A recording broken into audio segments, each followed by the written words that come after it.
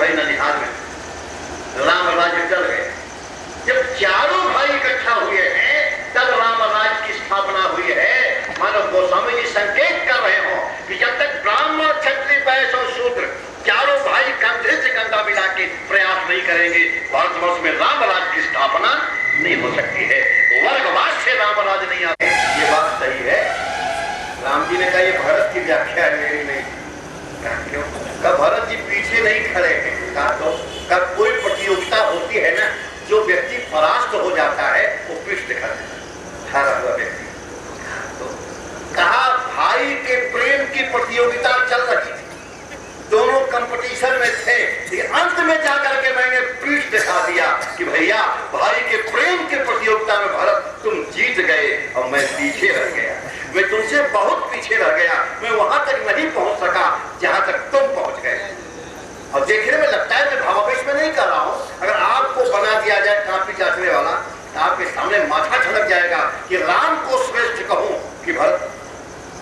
आज की बात मैं नहीं कर रहा हूं केंद्रीय मूल्यांकन की, आजकल तो ऐसी भी काफी जांच चल रही है।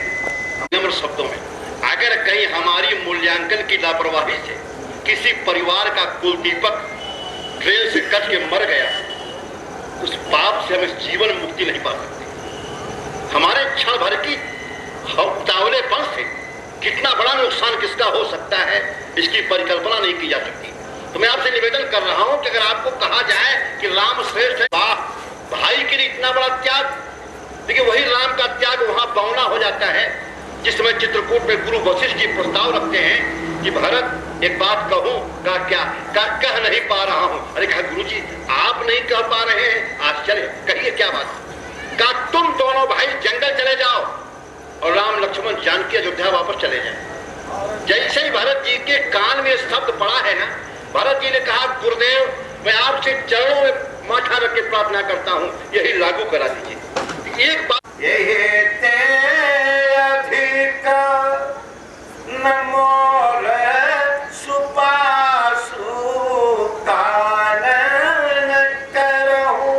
मैं सारी जिंदगी जाके जंगल में रहता हूं, अगर भैया लौट गया तो राम जी कहते हैं मैं तो भाई की प्रतियोगिता में हार गया और तुमसे बहुत आगे निकल गया, इसलिए मैंने पीठ दिखा दिया। अब राम जी का जो मंत्रिमंडल बन गया, कार्य शुरू हो गया। आप सब जानते हैं राम राज्य की सारी विशेषताएं नहीं बताऊंगा, एक विशेषता बताऊंगा। कहा क्या? कहा राम राज्य में लोग प्रेम से रहते थे और हमारे देश में आवश्यकता है प्रेम की। अगर प्रेम नहीं है तो विकास रुक जाएगा। प्रेम ऐसी चीज नहीं, मैं जब कभी प्रेम की बात करता हूं तो आज वाले प्रेम की बात नहीं करता हूं। आजकल तो प्रेम इतना सस्ता हो गया है, किसी से आप बात करो आप कहिए तो जान देते, साइकिलिया दे देगा, साइकिलिया पंचर जान क्षण भर में दे सकते हैं और साइकिल बिल भर में नहीं। ऐसे प्रेम से भगवान बचाओ। इसको प्रेम नहीं कहते, इसको लुटा है जहां एक दूसरे के लिए लोग खोने के लिए जाते हैं, हम आपके लिए छोड़ जा सकते हैं, तब प्रेम चलेगा। और जहां पाने के लिए व्याकुल होंगे वहां कलप पैदा होगा, त्याग से प्रेम पैदा होगा, संग्रह से कलप पैदा होगा। प्रेम को ऐसी चीज नहीं, प्रेम न बारी उपजे, प्रेम न हाथ बिकाए। प्रेम सब सुनने में आसान है, करने में बड़ा कठिन, बहुत कठिन। इसीलिए गोपियों ने चैलेंज दे दिया था। कहा भगवान श्री कृष्ण की पूजा होती है, कहा क्यों? का गिरधारी है, उन्होंने पहाड़ को अंगुली उठा लिया। कहा गलत जगह फैसला चला दिया, ये मामूली काम है, चुप रहो, कुछ नहीं। पुतलियों में गिर सहित गिरधारी को बचा लिया है, हम तो आगे। प्रेम क्या विषय होता है? ये जो माताएं बैठी है ना, भवन के निर्माण में जो भूमिका, अगर इनको प्रेम का विकास करना है ना, एक बात खाली कर ले। क्या परिवार में मानो देवरानी भी है, जेठानी भी, तमाम लोग हैं।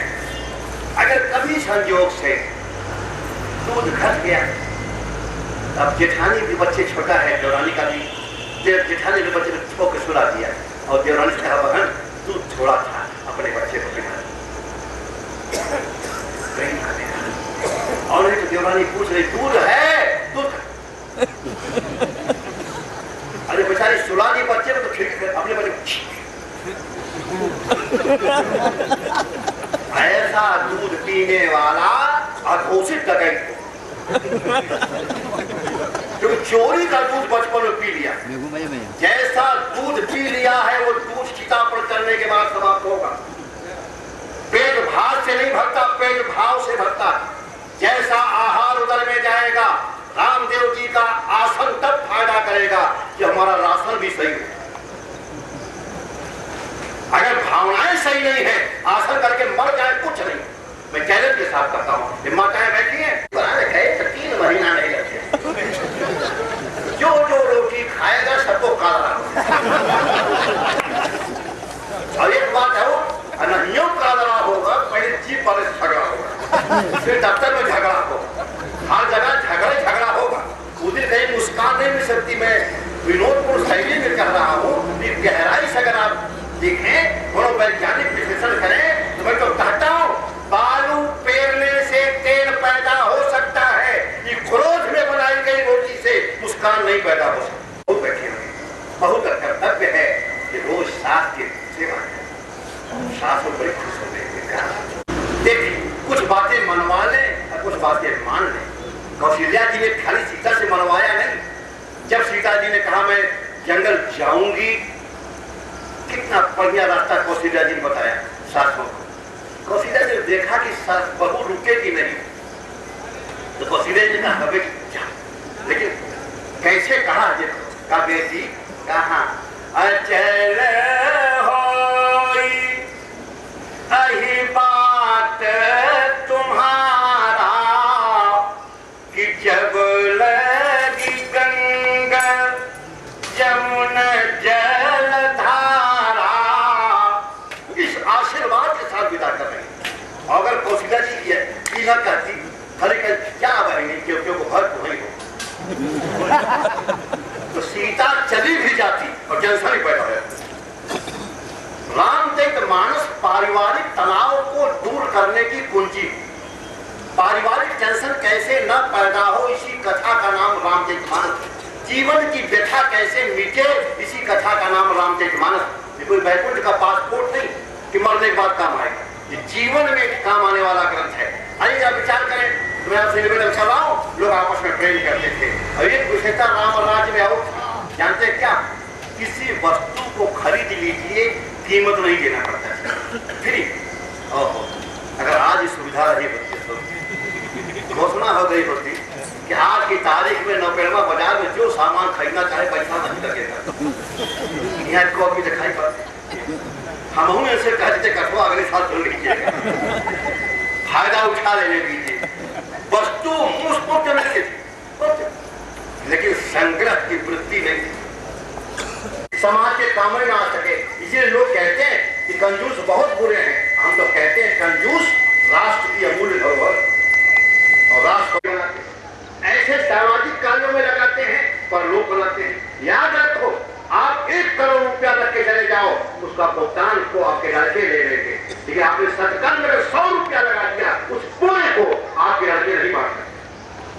केवल अपना सुकृत जो है उसे ही दुनिया में कोई नहीं बांट सकता, बाकी सब बढ़ जाए। और कुछ ऐसा नहीं जो न बढ़ता हो, सब वस्तु बिनु कट पाइए, सब बिना मूल्य के वस्तु मिलती थी। एक बात और थी, क्या पूछे राम राज्य में व्यवस्था थी? गुरु जी, कड़ी व्यवस्था थी? हमने कहा व्यवस्था थी ही नहीं। कहते चलता कैसे था? हमने कहा व्यवस्था की आवश्यकता वहां होती है जहां अव्यवस्था फैलाने वाले लोग हों। जैसे लिखा हो वहां भयंकर जूता चोर रखते।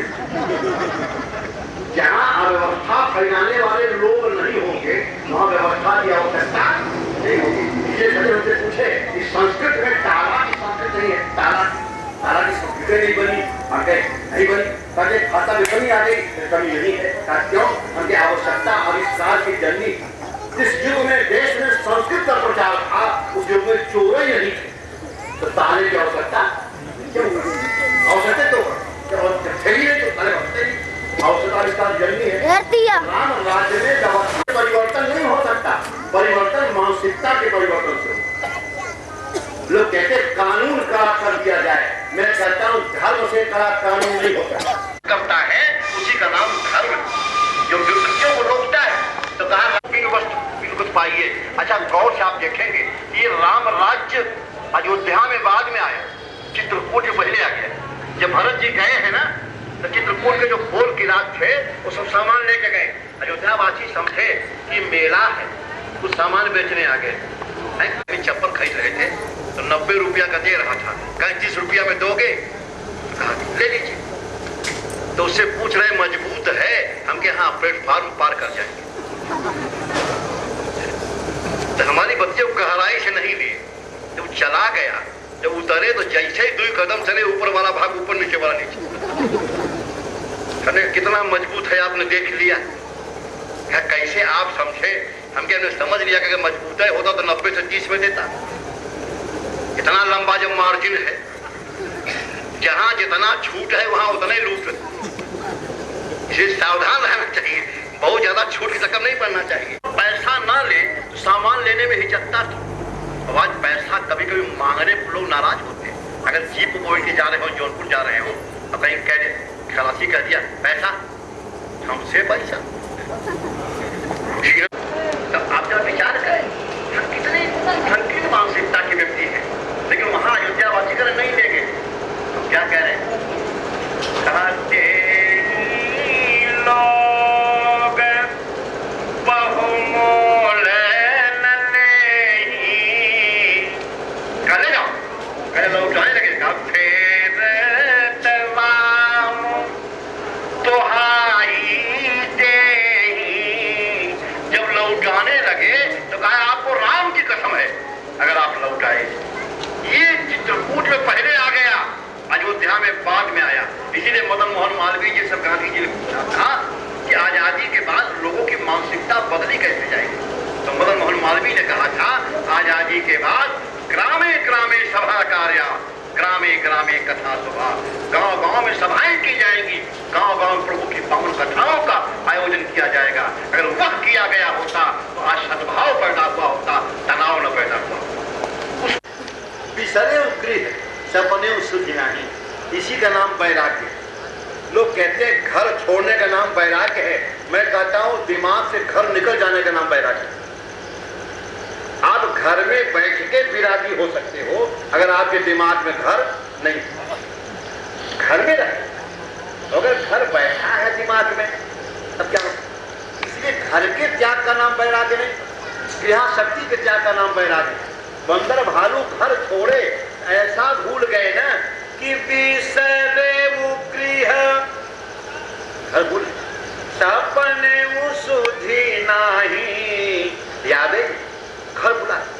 अगर घर की स्मृति भूल जाए इसका नाम वैराग्य है।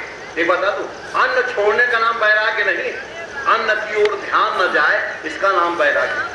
किताब एकादशी व्रत हो और घर में बैठ के लड़का सामने पकौड़ी खा रहा हो और आप बिगड़ जाए, जान है हम भूखा है तो कपड़े पकौड़ी खाए के बाद खाली जगह ना मिला तो आप भूखा नहीं, भूखा भेड़िया है। अन्न पर आक्रमण करी रहे बात की तरह, तो खाइए, कौन वारंट जारी हुआ? खाइए आराम से बैठ कर। अगर फिर क्या प्रश्न है? मतलब प्रश्न मतलब 56 प्रकार का भोग हो लेकिन पीना चाहिए। अन्न को छोड़कर अन्नदाता का चिंतन करना पड़ता। रोज अन्न का चिंतन कीजिए तो प्रश्न उसको पकड़ समझेगा किसकी पूजा करना है। कहा माता जी की। अपने जिंदगी भर माता जी आपकी ओर फूटी आंखों नहीं देखे। कहे गुरु जी कहाँ है? हमने कहा जिन माता जी का आप दर्शन करने जाती हो मंदिरों में, कान खोल के सुन लो। उन मंदिरों में जो प्रतिमाएं हैं उनमें वेद मंत्रों के माध्यम से विद्वान प्राण प्रतिष्ठा करता है, लेकिन जो बेटी बन के तुम्हारे घर में आई हैं उसमें विद्वान ने नहीं भगवान ने प्राण प्रतिष्ठा किया है। जो भगवान की बनाई मूर्तियों में परमात्मा को नहीं देख सकता उसे दुनिया में कहीं परमात्मा के दर्शन होने वाले नहीं हैं। वो नाक रगड़ के मर जाए उसे कभी ईश्वर की प्राप्ति होने वाली नहीं। सदा सर्वगत सर्वहित। मैं तो नौजवानों से कहा करता हूँ, जब सामने देखता हूँ कांवर लिए हुए जाते हैं पीठ ठोकता हूँ, बहुत अच्छी बात है, श्रद्धा होनी चाहिए। याद रखना भोले बाबा को जल चढ़ाओ, लेकिन जरा ध्यान रखना घर में बूढ़े बाबा पानी के बिना मर न रहे। अगर बूढ़े बाबा पानी के बिना मर जाएंगे तो भोले बाबा सपने में प्रसन्न होने वाले। पहले भोले बाबा को प्रसन्न करने के लिए घर में जो बूढ़े बाबा हैं उन्हें भी जल पिलाओ। प्राइमरी पास करने के बाद पीएचडी की बात करो तो अच्छा लगता है। प्राइमरी पास है नहीं पीएचडी शुरू। भोले बाबा मर रहे हैं, भोले बाबा जाए क्या कुछ नहीं, भ्रम पालने की आवश्यकता नहीं है। मैं आपसे निवेदन करूं, देखिए अब भगवान श्री राम बंदर भालुओं को कह रहे घर जाओ, का जो तुम्हें सौंपा गया है उस ड्यूटी का पालन करो, यही हमारी उपासना है। सदा सर्वगत सर्वहित ज्ञान करो अति प्रेम था। बड़े रामचरितमानस किसने बनाया? सुग्रीव ही प्रथम ही पहिराए, और भरत बसन निज हाथ।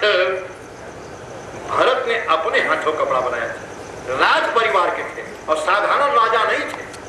अवध राज सुरराज सिंहाही, दशरथ धन सुनी धनद बजाही। ऐसे महान संपत्तिशाली राजा के बेटे थे कि अपने हाथों से कपड़ा का निर्माण करते थे, अपने हाथों से काम करते थे। और आज खतर मेरे कहे गुरु जी 50 साल के हो गए, आज तक अपने हाथ से उठा के एक गिलास पानी नहीं पिए। हम क्या ऐसा दावा अपाहिज ही कर सकता है? आप भर्ती हो जाइए किसी बढ़िया हॉस्पिटल में प्लास्टर लगवा करके, अपाहिज होना पड़े आदमी का लक्षण नहीं। हम कुछ न करें ये कोई बड़े आदमी का लक्षण नहीं है। मंदिरों में ना जाने वाला नास्तिक बाद में है। नंबर 1 का नास्तिक वो है जो बिना पसीना बहाए रोटी खाना चाहता है, जो करना कुछ नहीं चाहता और खाना चाहता है। पहले का है तो उसके बाद तब ख है, पहले कर तब ख, पहले कार्य करें तब भोजन की आशा करें। ये है हमारे जीवन की मूल वृत्ति होनी चाहिए। तो जैसे ही सुग्रीव को पहलाया, अब सुग्रीव जी चले गए, तो सुग्रीव जी चले गए तो अंगद को बुलाया। और एक बात है, अगर आप अंगद के प्रसंग को कभी एकांत में गौर से पढ़ें तो करुणा को भी करुणा आ जाती है। जैसा अंगद ने कहा है राम जी से, सचमुच दया आ जाती है। अंगद देखता है प्रभु को, कहते अंगद हाँ, बुलाया और बुला के क्या किया? उनको माला पहना दिया, वस्त्र पहना दिया। आप कहोगे माला काहे को पहनाया? क्योंकि अंगद